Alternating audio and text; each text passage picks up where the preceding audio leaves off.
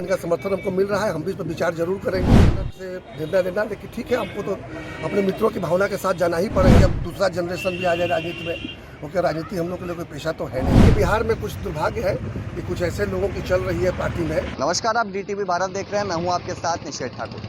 बिहार विधान परिषद चुनाव की सरगर्मी तेज है। जैसे ही तारीखों का ऐलान हुआ, उसके बाद अलग अलग राजनीतिक दल अपने अपने प्रत्याशियों का ऐलान लगातार कर रही है।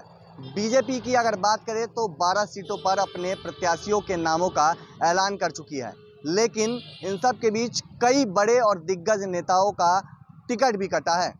अगर बात करें सारण सीट की, तो सारण से बीजेपी के MLC हैं सच्चिदानंद राय, उनको इस बार टिकट नहीं मिला है और उनकी जगह दूसरे प्रत्याशी को उम्मीदवार बनाया गया है, यानी दूसरे प्रत्याशी को टिकट दिया गया है।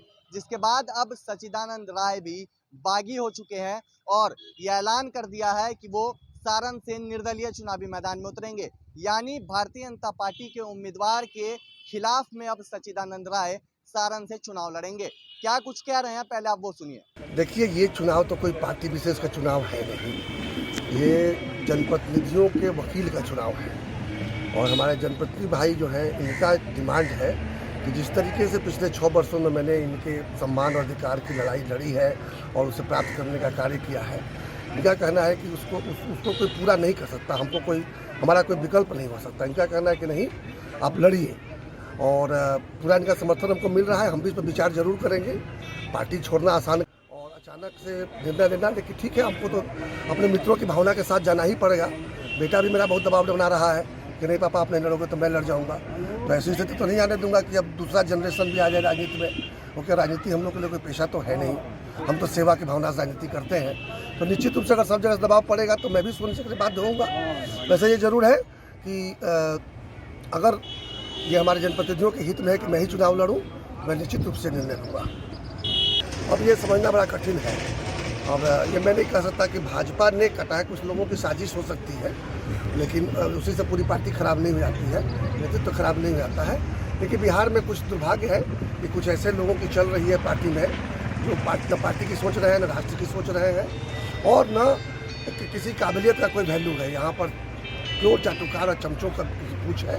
ये भी देखा जाता है कि वो व्यक्ति भ्रष्ट है कि योग्य है, कुछ करने के लायक भी है कि नहीं है, लेकिन चाटुकारिता करते हैं ठीक से तो उनकी चलती है।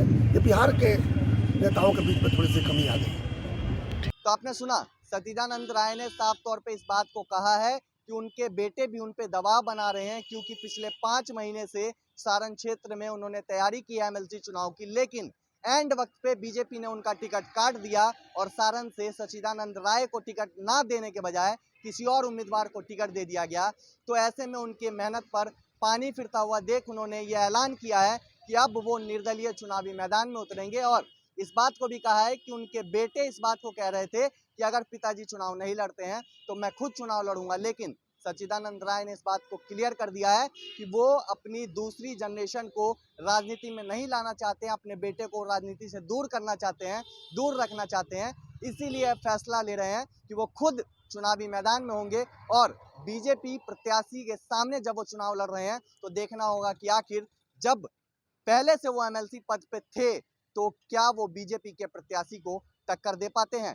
क्या बीजेपी ने जिस उम्मीदवार को सच्चिदानंद राय के खिलाफ में उतारा है, क्या सच्चिदानंद राय उनको पटकनी दे पाएंगे, ये आने वाले वक्त में क्लियर हो जाएगा। लेकिन फिलहाल सच्चिदानंद राय बागी हो चुके हैं और बीजेपी के खिलाफ ही चुनावी मैदान में उतरने का ऐलान कर चुके हैं। फिलहाल इस खबर में इतना ही, और भी अपडेट हम आप तक पहुंचाएंगे। नमस्कार।